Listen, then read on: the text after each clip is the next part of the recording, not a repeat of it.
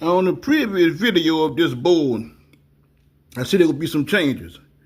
And I said, what would happen if you put two supercapacitors and a rectifier combined with this particular board?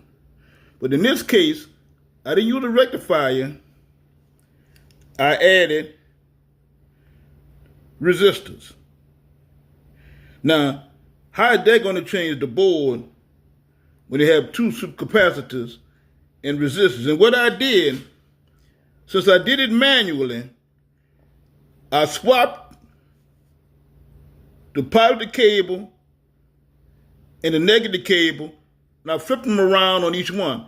On the back one, I put the negative cable, the positive cable here, and the negative cable here, and on the other one, I put it the other way around, the positive here and the negative. I swapped them around, basically.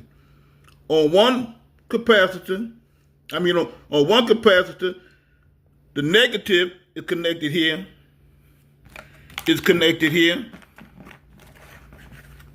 On one side, the negative is connected on one side, and the positive, negative one side here, and the positive of the board, and I flip it around on the other side. Positive, negative, negative, positive. Then I added, instead of putting a rectifier, I added these resistors. Now, since it's did it manually, it's not going to look the way you would do a regular computer board. So don't expect the same thing, but you're going to get the same result as if you will do it on a regular computer board, but mine is just manually wired.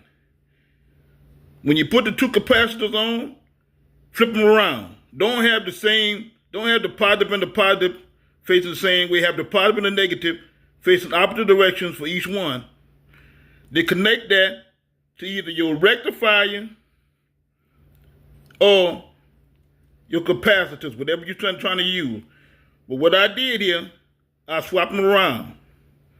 Had one negative to one positive on one side and flip the other one around on the other side.